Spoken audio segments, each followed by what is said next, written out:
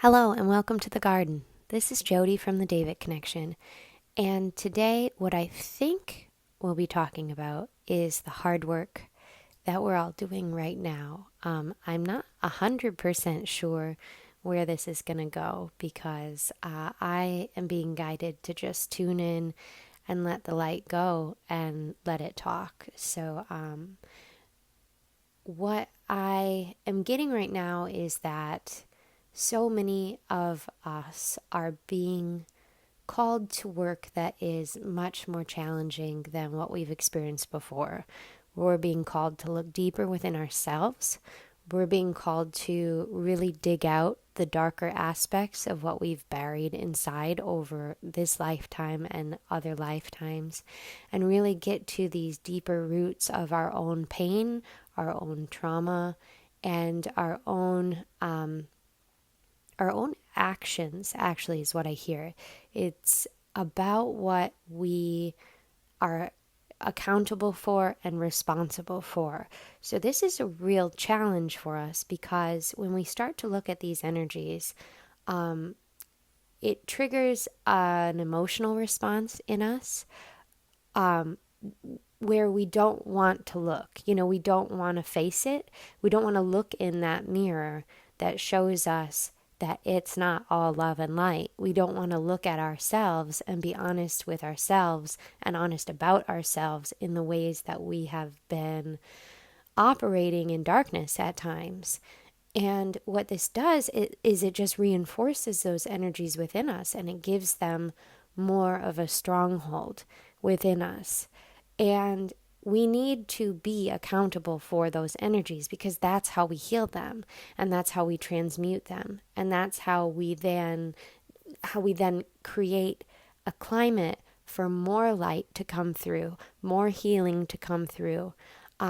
So these times that we're living in that feel so fraught and so challenging, and where everything is just so primed, it feels like everything could explode at any given moment. And in some ways that's very true. The energy is on a precipice. We're all sort of living on this precipice, and you see people reacting all over the place to this energetic uncertainty of what's to come next. So what we do when we stop reacting through these places of pain and trauma, through our emotional triggers, and through the darkness that we have to transmute, when we stop that process and we stand in place and we truly look at these energies and we truly heal them all the way through, we are helping to create a climate that is much more conducive to healing and light flowing through for everyone. It's like we are, okay, this is the metaphor I'm getting right now is like if you have a lake and it's polluted and you do these cleanup efforts. The cleanup efforts have to happen in stages. They have to happen like one particle at a time almost.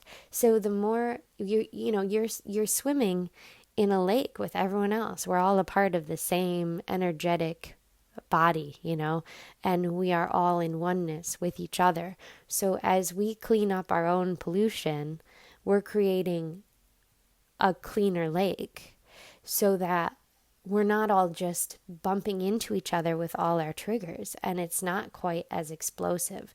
So what I'm seeing too is that when people who are in reaction mode are coming at you, you have the choice either to react from your own triggers, to react from your own pain, to react from your own trauma, or to stand in place and allow those energies not to ping off of your own trauma and of your own pain.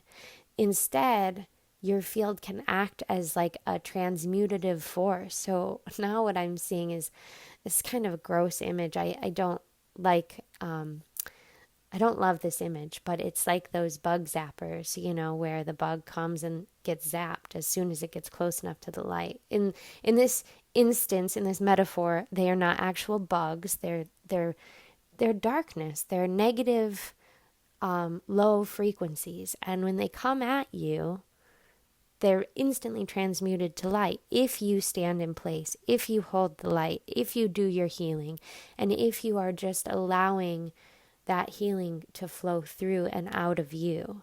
If you're allowing that light to flow through and out of you, then you become like this transmutative station, whereas these energies come at you, they're just cleared. So that is an amazing amount of healing that you can hold, but it begins with you looking at your own field, looking at your own darkness is what I hear. And this is really hard because there are so many defense mechanisms in place so that we don't look at these energies when they are established in our field. It's like I'm seeing it, it's like a whole bunch of scar tissue forms around them, and it becomes this like protective sac within you that and it's tough, it's hard, it's not soft or easy to get through.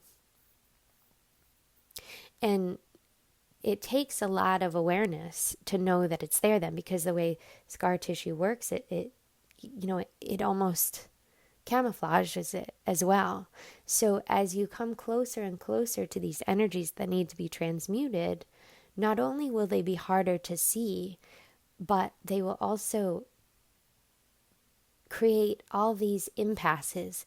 So what I was seeing when I was looking at some of my own shit this morning is that all of these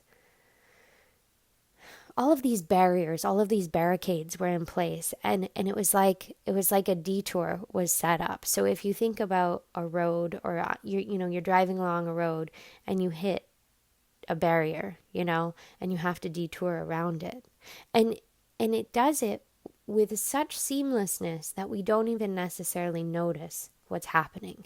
So this morning I was looking at some energies that need to be transmuted for me, some really deep, painful stuff that needs to come out, needs to be unblocked so that I can just flow right down that road and move forward. But without even noticing it, I found that my mind was creating all of these detours around the energy, that I was off on 20 different tangents before I even knew it. And this is a function of the energy of itself. It's set up this, it's like a defense mechanism, because it does not want to be dug out and transmuted. It wants to continue as it is. And these energies often are parasitic in nature, and they feed off of your energy. So it doesn't want to be transmuted. It doesn't want to lose its fuel source. It wants to keep going. The situation is perfectly wonderful for these energies. They have their fuel source, and then through what was said before about other people pinging off of your pain and you reacting from your pain, it generates more energy for these darker aspects to feed off of. So it's like they really don't want to be looked at. They don't want to be transmuted. So it takes a lot of awareness. And what I'm hearing is that you all need to hear that you have that awareness, and I need to hear that too, that we all are ready to do this work, and that the time and place that we live right now is perfectly primed for us to do that work, because we chose to be here now, and we chose to do this work now. And the climate and environment for this type of work is ideal, because there are so many, planetary dimensional shifts happening right now that are allowing us to do some of this deeper work at an accelerated pace. And so that's why it feels so intense right now, is because we are on an accelerated pace. Everything did speed up. And so in the past, where you would be able to maybe look at one of these deep energies in a whole lifetime, you'd have like one major trigger in your whole lifetime. So many of us are being called to transmute all of it right now. So lifetimes and lifetimes and lifetimes worth of shit, basically, just your trauma, your pain, your suffering, everything that your soul chose to experience so that you could learn and come to this place now, so that you could be in this place now to help others. And that's what we're all being called to do. So I'm just kind of listening. Hold on one second. I'm going to be quiet for a moment and just listen to what it wants to say next. You're capable of continuing down that road. You need to know that. We all need to know that these energies want us to feel helpless. They want us to feel like we need them. They often move in to our fields during times of great trauma. So times when a lot of us have carried them since childhood, or since childhoods of past lifetimes, or times where we were where our lives were at risk, or any time where we felt a panicked sense of helplessness. These energies move in and make you believe that they make you powerful. But the true power is in transmutation. The true power is in light and in channeling light through you, because that is, I'm trying to get the exact right word, so bear with me one second. It's like the uppermost force. That's not exactly the right words, but it's the energy that can transmute all other energies. So you have to have faith in it, because I'm hearing too that some people might be triggered by the word faith. So you have to just find a place within you where you believe deeply, where you know certain truths. So if faith triggers some sort of aversion to religion, let that word go and just go inside to a place where you know something is true and you believe it deeply. And that's what it's saying, is just take that energy and have that in yourself, and have that belief in the light through you, that it is capable of transmuting all of this and in helping you move forward. And that you are capable because you chose the work, because you chose to be here in this time, at this time, and you chose to have the experiences that you've had, on a soul level, so that you could learn what you're learning right now. And so that we can change this place, because I believe very much that for all of the pain and the suffering and the darkness that we see around us, that we have an opportunity to create a better world. And we do that through our own healing, and through then allowing that healing to spread out from us to others. And that doesn't necessarily happen in consciously going out and helping others. When I was a kid, I got very, very involved in Christianity and in a super evangelical form of Presbyterianism. And I went to this church that was all about, ministering to others and sort of like forcing your belief system on others. That's really what the energy was going out and just being really obnoxious about what we believed. And I did it. I was like really into it, and I thought I was doing God's work, and I thought that this was the way to do it. And I needed to learn through that we are not all experiencing God in the same way. We're not all experiencing faith in the same way. Our belief systems are not all aligned exactly the same. Each individual person has their own unique connection to divine light, source, creator, God. So that connection expresses itself through each and every one of us in our own individual ways. And we're each being called to develop that relationship on a higher level, whatever it might be, because that's our soul's connection to Source. So we're being called to become our own gurus or ministers or any faith leaders, any whoever it is you look up to and listen to and hear deliver sermons. Basically, you have within you the capacity to give yourself your own sermons, is what it's saying. And so so when I was a kid, I had to learn that lesson, and I had to learn it by going to the extreme.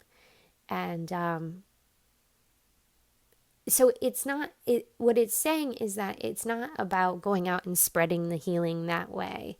It's not about knocking on doors and telling people of what you've learned. It's what it said before about just showing up in light, in presence, and allowing the light through you. And that when these energies come at you, like it said before, they're just zapped. They're instantly transmuted by the light that you are carrying. And that's how we spread the healing, because when people send these energies out, they're sending them from their deepest pain, from their deepest trauma, and from a place of reaction. It's like an automatic response that they have to their own pain. People are just being triggered non-stop right now, and it's getting violent at times and explosive at times. But when you show up in light and they send these energies at you and the light just automatically transmutes them, they are being healed. So that's how we provide the service to the world. And through any other ways that you're called to. I hear that so many of you are called to be present and of service in the world, and that many of you are doing things and actually acting out your connection to Source, your connection to God through whatever it is you're doing, whether it be service to homeless people or to people who are sick, or to children in need, or to fight the concentration camps, or to, there's so much energy behind activism right now. And so many of you are out there like speaking out for what you believe. So that's like grounding your faith and your belief system in 3D. And many of you are doing that. But it's saying that you even just showing up in the world is a form of that, grounding that energy in 3D. So however it plays out for you, that's how you can allow the light to flow, and that's how you can be the healing force in the world. So that's what it has to say about all of that for today. It's important that we all look at these energies and look at how we heal ourselves, because it's not always easy, and it's not always pleasant either. It's not always something that we can just easily. Well, what I heard is it's not always like picking flowers for a bouquet. It's like sometimes it's darker and harder. So, but it is worthwhile, and that the healing that you bring through for yourself and for others is of vital importance in this world right now. So on that note, I want to say, if you need any further clarity or any further guidance, need some help with your own healing journey, I do offer private readings. So each one is very individual. I feel like I should explain a little bit of what I do right now. I tune into the light, and I just listen as you ask questions. So whatever it is that you ask opens up, the light opens up for you. It's just such an individualized process. It's hard to even describe it, but